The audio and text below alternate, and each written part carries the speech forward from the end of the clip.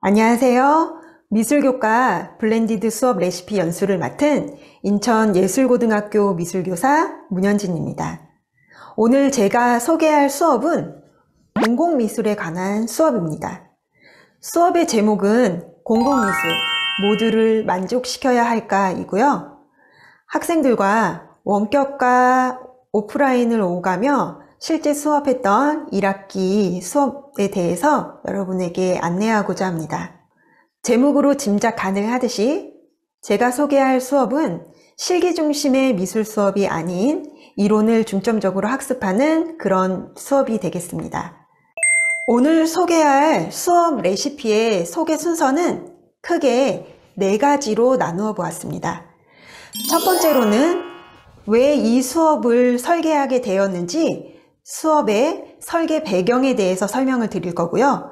두 번째로는 이 수업에서 사용된 수업의 형식, 구체적인 온라인 학습 도구, 어떠한 것들을 사용해서 이 수업을 했는지에 대해서 설명을 드릴 거고요. 세 번째로는 수업의 차시 계획부터 전체적인 수업의 진행도, 흐름에 대해서 설명을 드리겠습니다. 그리고 마지막으로는 이러한 수업의 마지막으로 어떻게 평가와 기록으로까지 연결되는지를 차근차근 설명해 드리도록 하겠습니다. 그럼 제일 먼저 이 수업을 설계하게 된 배경에 대해서 설명을 드리고자 합니다.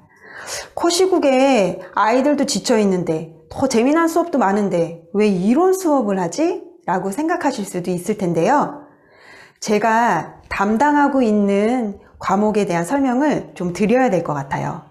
선생님들께서 지금 보고 계시는 이 표는 2021학년도 신입생들의 교육과정 편성표입니다. 지금 보시면 신입생들의 1학년부터 3학년까지의 미술 관련한 교육과정이 어떻게 구성되어 있는지를 이 표를 통해서 확인하실 수 있습니다. 미술을 중점적으로 배우는 특목고의 특성상 미술의 과목 수도 많고 단위 수도 매우 많습니다.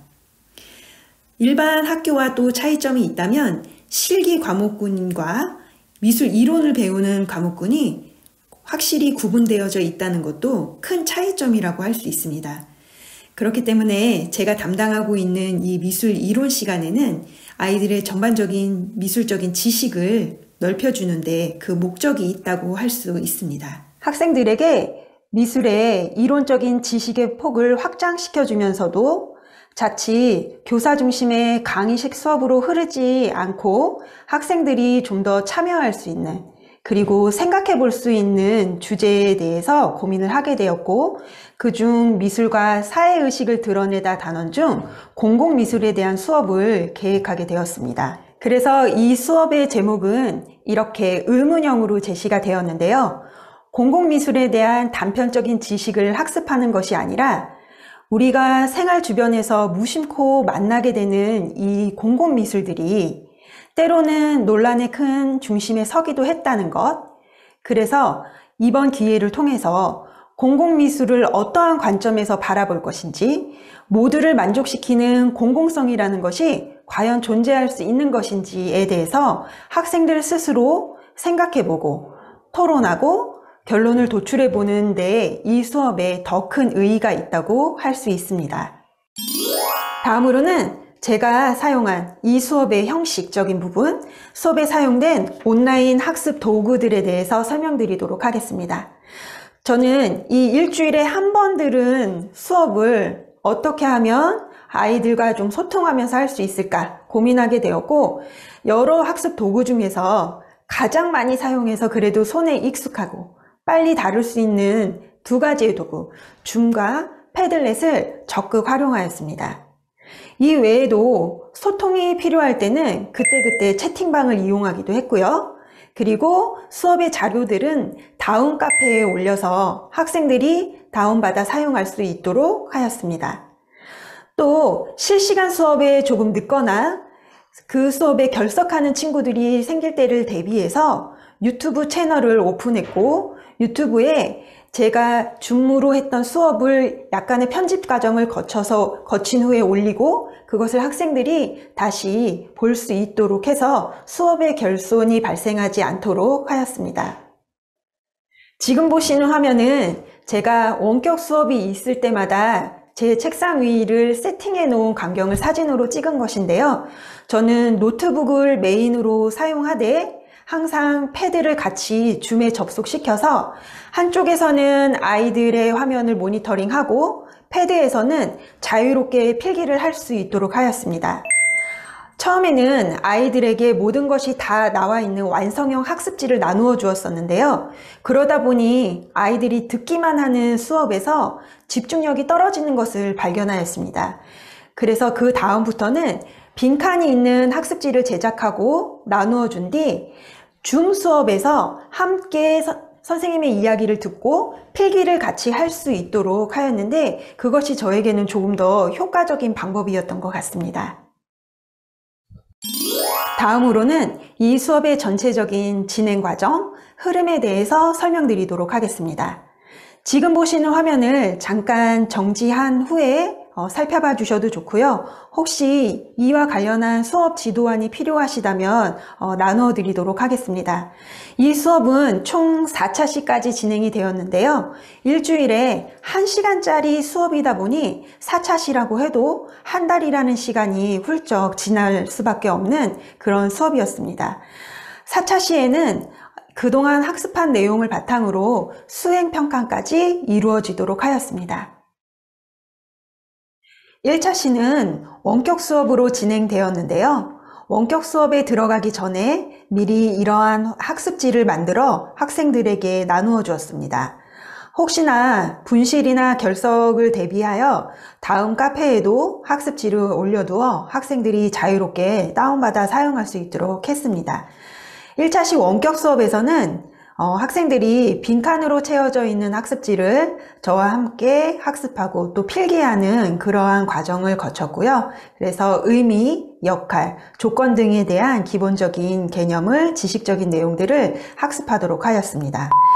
자, 그러면 우리 프린트물 한번 볼까요? 우리 공공미술의 의미. 자, 여기부터 우리 같이 한번 필기해 보도록 할게요. 자, 여러분 필기도구 준비하시고요. 선생님이 쓰면 여러분도 같이 필기를 해주시면 돼요. 그리고 본격적인 어떤 물음을 던지기에 앞서서 간략하게 퀴즈 같은 거를 통해서 학생들의 흥미를 유발할 수 있도록 했고요. 우리 주변에서 쉽게 볼 수 있었던 것들이 누구의 작품인지 정도는 알고 넘어가는 게 좋을 것 같아서 알아두기 코너를 만들고 또 여기에 관련한 작가에 대한 설명까지 진행하였습니다. 혹시 얘들아 이 조형물 처음 본다면 채팅창에 전 처음 봐요라고 한번 남겨줄래?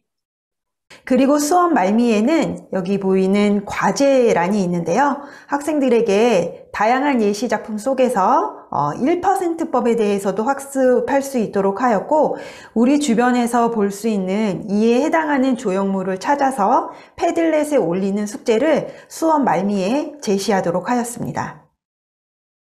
2차 시는 등교 수업으로 진행되었는데요. 이때는 이제 또 한 주 만에 아이들을 만나는 거여서 그 전 시간에 학습했던 내용들을 한 번 더 정리하고 또 상기시키는 그런 시간을 처음에 가졌고요. 수업 말미에 제시했던 그 1%법에 해당하는 야외 공공 조형물을 찾아 사진을 올리는 이 숙제를 함께 보면서 공공미술의 조건에 잘 부합하는 작품은 어떤 것이 있는지 그리고 또 그러한 작품에는 좋아요 버튼을 눌러보는 그런 활동 시간을 함께 갖도록 하였습니다. 그리고 2차 시에는 클래스 올덴버그에 대해서 조금 더 자세하게 설명을 진행하였는데요. 아무래도 미술을 전공하려는 학생들이기 때문에 그의 다양한 작품 세계에 대해서 그리고 팝아트적인 특징에 대해서 조금 더 심도 있게 아이들에게 설명을 진행하였습니다. 그리고 전 시간에는 간략하게 퀴즈로만 진행했던 이 작품에 대한 뜨거운 논란이 되기도 했던 내용에 대해서 학생들에게 조금 더 자세하게 안내하고 무엇이 문제가 되는지 스스로 한번 생각해 볼 수 있게 하였습니다. 현재는 청계천의 랜드마크로 잘 자리 잡고 있는 이 조형물이 한때 뜨거운 논란의 중심에 서 있었다는데 학생들은 흥미로워했습니다. 코로나 상황이 아니라면 모둠을 나누어서 찬반 논란에 대한 어떤 토론을 진행하려고 했었는데 일렬로 자리가 배치되어 있고 칸막이가 설치되어 있어서 모여 앉는 것이 사실상 불가능하다고 생각되었습니다. 그래서 약간 계획을 수정하여 차라리 원격 수업일 때 줌의 소회의실을 통해서 토론 활동을 진행하는 것이 더 좋을 것 같다고 판단하였고, 그래서 일부 수업 계획을 좀 수정하여 진행하였습니다. 3차 시는 다시 원격 수업으로 진행을 하였는데요. 이 시간에는 2차 시 등교 수업 때 하지 못했던 토론 활동을 중점적으로 진행하였습니다.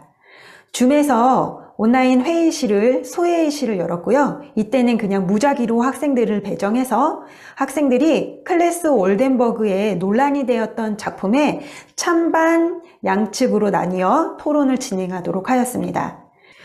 그 외에도 논란이 되었던 다양한 작품들에 대해서 학생들이 조금 더 자세하게 안내하였습니다. 지난 시간에는 이야기하지 않았던 이 공공성 때문에 또 벌어지는 일이기도 한 그 논란이 되는 공공미술품들 몇 가지를 보여주도록 할게. 학생들이 이러한 또 논란 그리고 또 이 수업을 통해서 공공미술을 어떠한 시각으로 바라볼 것인지 에 대해서 자신만의 어떤 생각을 좀 정립하는 기회가 됐으면 하는 게 이 수업의 의도이기도 했습니다. 그리고 이 3차 시에는 다음 4차 시에 있을 수행평가에 대한 안내도 자세하게 했는데요. 소회의실을 통해서 아이들이 찬반 토론을 했던 내용이 사실은 결국 그 수행평가의 문항과도 연관이 있어서 매우 중요한 활동이었다고 볼 수가 있습니다. 자, 이제 마지막으로 평가 및 기록에 대해서 설명하도록 하겠습니다. 미술 이론 평가 계획은 기말고사와 수행평가로 나누어져 있었고요. 수행평가는 논수령 평가로 진행하였습니다. 지금 보시는 화면은 실제 학생들이 논수령 평가로 보았던 1학기 수행평가의 문항입니다. 물론 이 한 문항이 40점은 아니고요. 단일 문항은 아니고 뒤쪽에도 다른 문항이 있긴 한데 이 공공미술과 관련해서는 이러한 논수령 문항이 출제가 되었습니다. 옆에 수행평가 척도 및 채점 기준은 이걸 참고해 주시면 될 것 같습니다. 학교생활기록부 기록은 3주간 진행한 수업에서 봤던 학생들의 어떤 활동, 태도를 바탕으로 기록을 해줄 수 있는데요. 일단 패들렛에 자신이 직접 찾은 그 1%법에 해당하는 조형물을 찾는 그런 활동도 기록을 해줄 수가 있고요. 그리고 또 토론 활동에서 자신의 의견을 논리적이고 설득력 있게 설명하는 그런 활동을 관찰하고 기록해 줄 수도 있을 것 같습니다. 또 교내 벽화 동아리 활동과 연계해서 이 수업을 진행할 수도 있을 것입니다. 저희 학교가 건물을 새로 신축하게 되었는데 마침 이 벽화 동아리 아이들의 활동을 볼 수 있어서 조금 더 뜻깊었던 수업이었던 것 같습니다. 공공미술을 주제로 한 미술교과 블렌디드 수업 레시피 연수를 이제 마치려고 합니다. 부족한 수업이지만 선생님들께서 더 보완하셔서 멋진 블렌디드 수업으로 만들어 나가셨으면 좋겠습니다. 필요한 자료가 있으시면 아이스톡을 통해서 공유하도록 하겠습니다. 감사합니다.